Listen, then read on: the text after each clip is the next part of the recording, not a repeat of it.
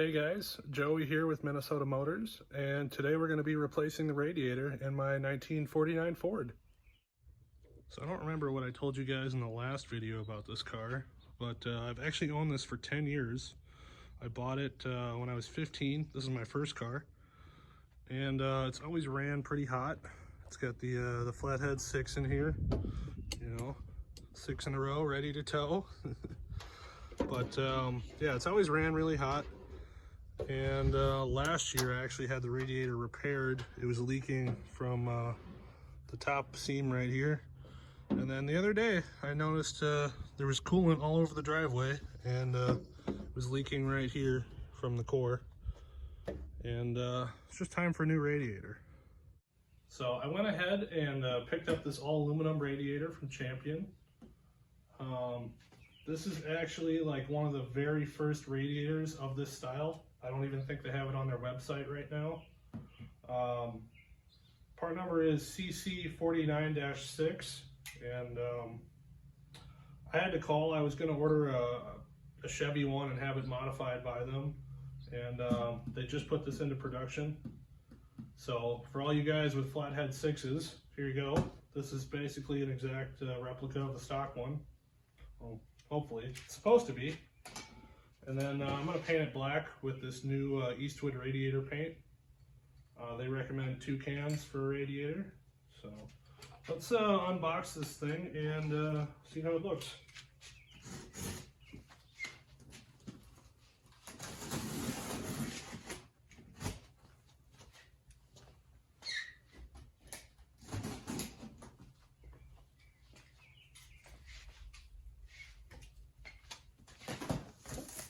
Ooh, stickers.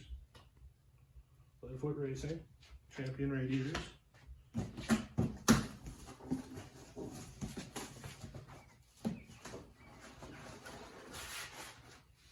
Pretty well packaged. They've got a custom piece of foam here holding it.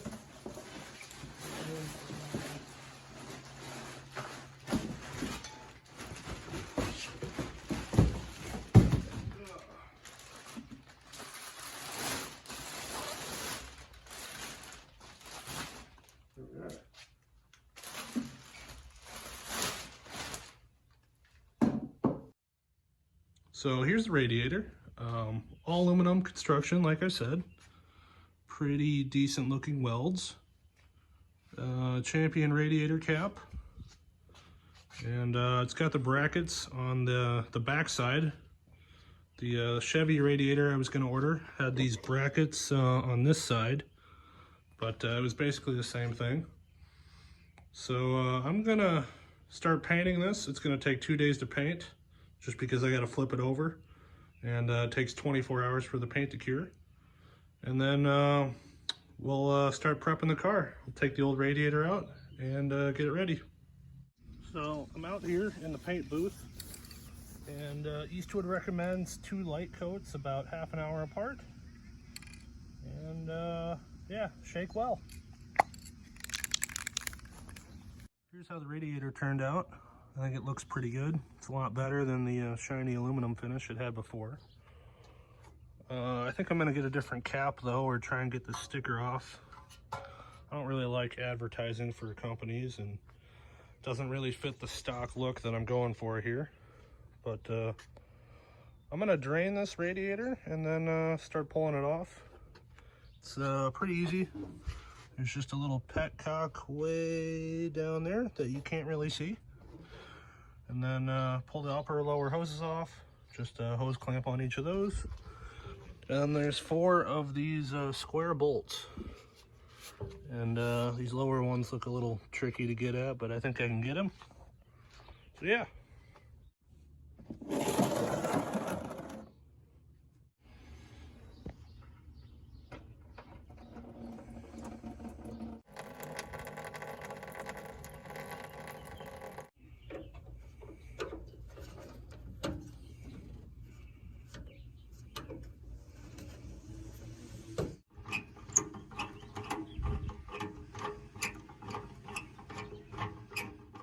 Got that hose off of there. Now we're just gonna sneak the old 9/16 in here and get this bolt out.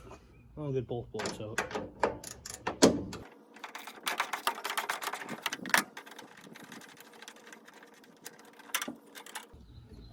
There's two washers jammed behind here that I need to snake out of there or drop them on the ground. Yeah, that's fine too. Got this other top bolt out here, but this bottom guy way in here, there he is pretty much impossible to get at with one person. I think I've got a plan figured out here. I'm gonna go underneath the car here, and you can see my wrench. Got her stuck on the bolt there and resting on the frame rail, so I'm gonna give that a shot.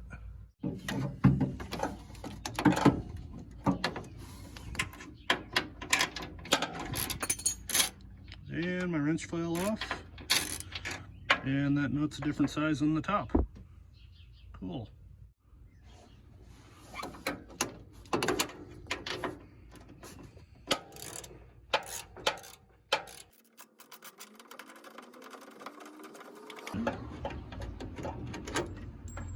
Oh, I dropped the nut, but it's off. Same story over here on the drinker side. We've got the wrench on one side, ratchet, oh, wrench fell off. After 6 or 7 tries here, got the bolt off, dropped it in a puddle of coolant, and my ratchet fell. There we go. Oh.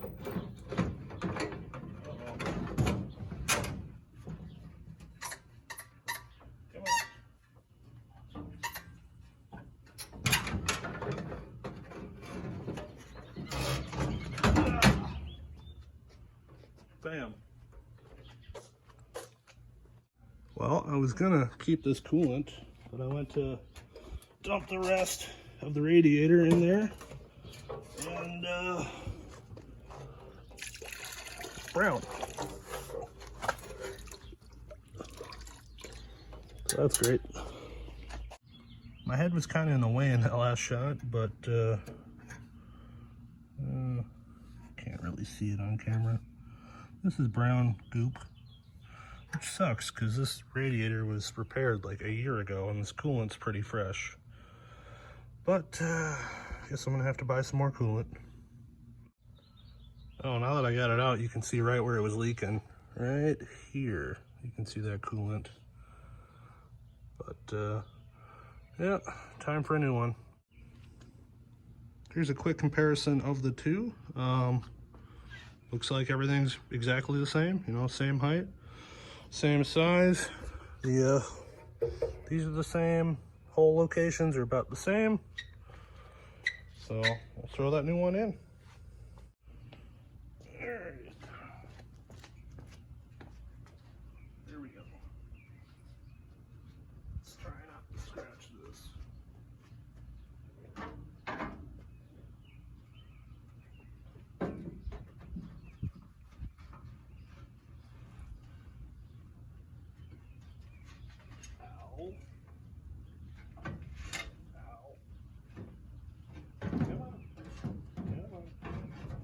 Gotta go lower. Oh. Yeah. Come on. All right, well, I think I got it in place here. I'm gonna swap out these square-headed bolts for some normal ones, because I think that'll help out the next guy. And the next guy is probably gonna be me, because I don't plan on selling this car. But here we go. All right, well, after laying in the coolant 3 times and 6 or 7 trips to the hardware bin for a couple of nuts that are the right size, because, you know, I had 2 on there that were the wrong size that somebody put on, probably my dad.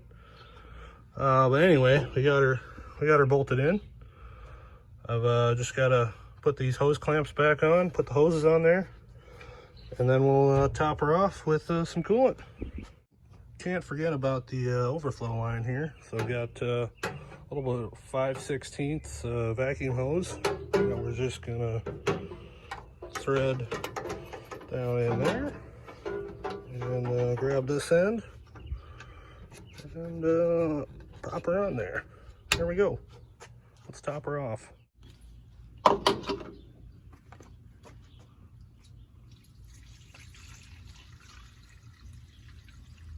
Got her all filled up and ready to put the cap on, but I'm gonna peel the sticker off, and I just noticed I didn't even put it on straight. See how it's a little crooked and not centered? We're gonna get that off. I think this looks a lot better. Just pried this off and then took a little brake clean to the adhesive, and there we go.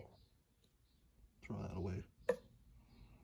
Make sure you dispose of your coolant properly, and definitely don't dump it in that gravelly spot behind the garage. You should probably be able to find somewhere that'll take it. I'm gonna fire up the car now with the radiator cap off, and then once the thermostat opens and coolant circulates, the air is gonna bleed out of the system, and then we should be good to test drive it. Got it running, and coolant's not really moving yet, but it will in a sec. I think the thermostat opened up. I can see the coolant starting to move, and you can feel a little heat coming off of it.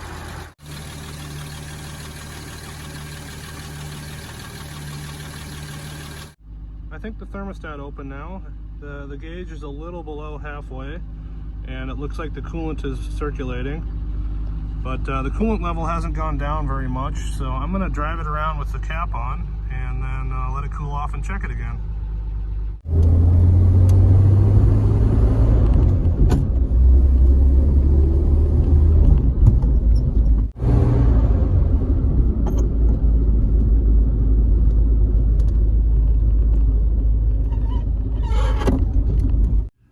I'll let the car cool down for, I don't know, an hour, and the coolant level seems just fine. A little hard to see on the video, but it's in there right near the top, so I'm gonna call it good. That's gonna do it for this video, guys. If you liked the video, please give it a thumbs up and consider subscribing. I've got a lot more planned for this car. I've got a 4-inch lowering kit for it and a disc brake conversion that I want to do on this. So stay tuned, and thanks for watching.